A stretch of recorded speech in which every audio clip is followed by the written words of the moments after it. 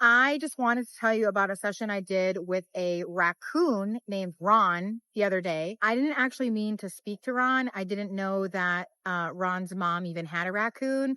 I was actually talking with her to do a session for one of her alpacas and her llamas because she has an alpaca llama farm. And then she told me we had some time at the end of the session and she was like, "Oh, would you mind connecting with my raccoon? Because he's had an upset tummy lately and he hasn't been eating, which is super unlike him because as you know, raccoons are trash pandas and they eat everything.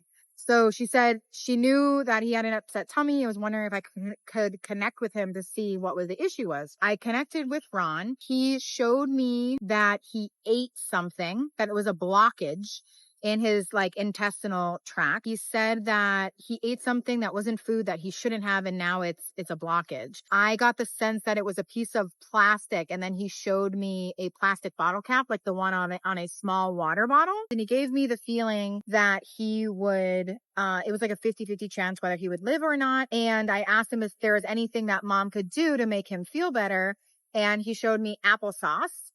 And mom was like, "That's crazy because I have applesauce in the fridge." So she gave him applesauce and she said he ate it. He seemed like he was feeling a bit better. And maybe it was like the applesauce that was going to like lubricate the intestinal tract enough for it to move. A few hours later, Ron's mom told me that she ended up driving like, I think it was 3 hours to a wildlife veterinary clinic that specializes in treating wild animals and that she just had to drop him off, that there might be a surgeon available because it's a blockage, so he would need surgery. It turns out that there wasn't a surgeon available for a few days and he actually passed the bottle cap. It was a piece of plastic, a bottle cap, after 2 or 3 days of being in the clinic, and he made friends with other raccoons at the clinic and then they released them back into the wild. So an awesome ending to that story.